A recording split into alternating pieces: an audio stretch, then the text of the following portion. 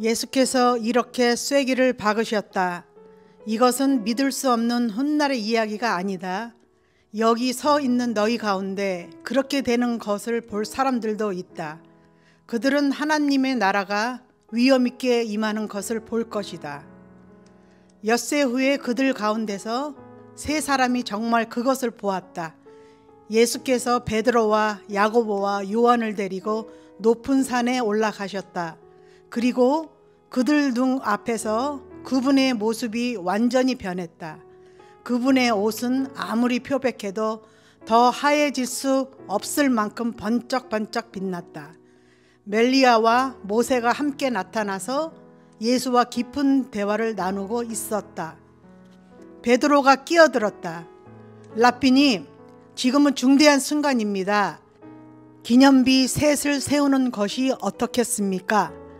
하나님, 주님을 위해, 하나는 모세를 위해, 하나는 엘리야를 위해서 말입니다. 일행과 마찬가지로 눈앞이 광경에 놀란 베드로가 무심코 내뱉은 말이었다. 바로 그때 빛처럼 환한 구름이 그들을 덮더니 구름 속 깊은 데서 한 음성이 들려왔다. 이는 내가 사랑으로 구별한 내 아들이다. 그의 말을 들어라. 잠시 후에 제자들이 눈을 비비며 주변을 들여보니 오직 예수밖에 보이지 않았다. 산을 내려오면서 예수께서 그들에게 비밀을 지킬 것을 엄히 명하셨다. 너희가 본 것을 아무에게도 말하지 마라. 그러나 인자가 죽은 자들 가운데서 살아난 뒤에는 말해도 좋다. 그들은 죽은 자들 가운데서 살아난다는 것이 도대체 무슨 말인지 몰라 고개를 갸우뚱거렸다. 중간에 제자들이 물었다. 종교학자들은 왜 엘리야가 먼저 와야 한다고 말입니까? 예수께서 대답하셨다. 과연 엘리야가 먼저 와서 인자가 올 때를 위해 모든 것을 준비한다. 사람들이 이 엘리야를 업신여겼고 사람들이 인자도 똑같이 업신여길 것이다.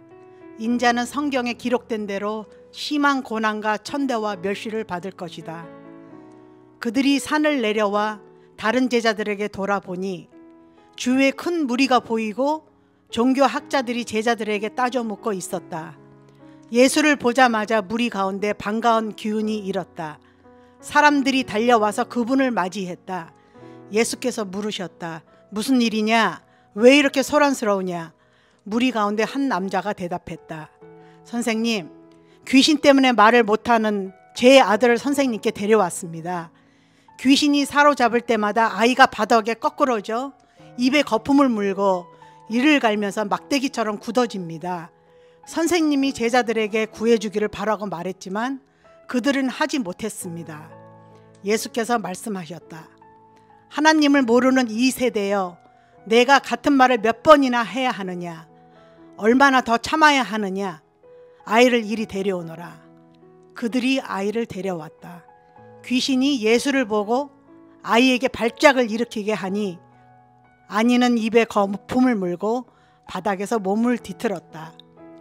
예수께서 아이의 아버지에게 물으셨다. 이렇게 된 지 얼마나 되었느냐? 어려서부터 그랬습니다. 귀신이 아이를 죽이려고 불속이나 강물에 던진 것이 몇 번인지 모릅니다. 만일 하실 수 있거든 무엇이든 해 주십시오. 불쌍히 여기셔서 저희를 도와주십시오. 예수께서 말씀하셨다. 만일이라니 믿는 사람에게 만일이란 없다. 모든 것이 가능하다. 그분의 입에서 말이 떨어지기가 무섭게 아이 아버지가 부르짖었다. 제가 믿습니다. 의심하지 않도록 도와주십시오. 무리가 속속 모여드는 것을 보시고 예수께서 악한 귀신에게 명령하셨다. 벙어리의 기머거리 귀신아, 내가 내게 명한다. 아이에게서 나와 다시는 얼씬거리지 마라.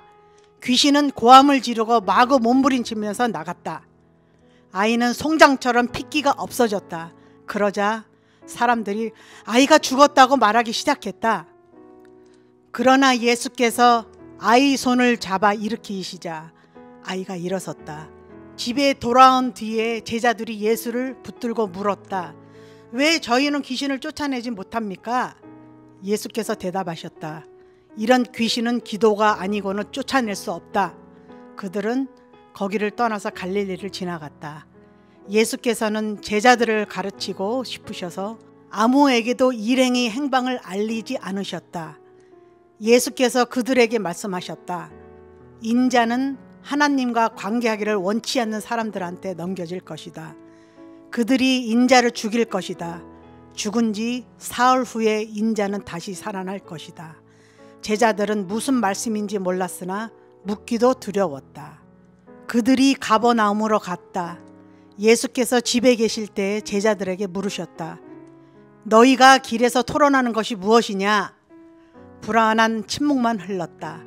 그들은 자기들 가운데서 누가 가장 큰 사람인지를 두고 서로 입씨름을 벌였던 것이다.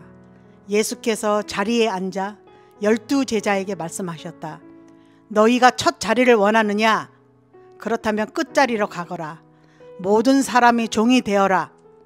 예수께서 방 한가운데서 어린아이 하나를 세우시고 아이를 품에 안으며 말씀하셨다.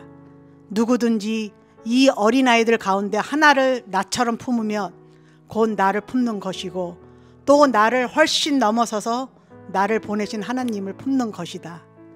요한이 입을 열었다. 선생님, 어떤 사람이 주님 이름으로 귀신을 쫓아내는 것을 보고 우리가 막았습니다. 그가 우리에게 속한 사람이 아니어서 그렇게 했습니다. 예수께서 기뻐하지 않으셨다. 그를 막지 마라. 내 이름으로 선하고 능력 있는 일을 하고서 바로 나를 깎아내릴 사람은 없다. 그가 적이 아니라면 곧 우리 편이다.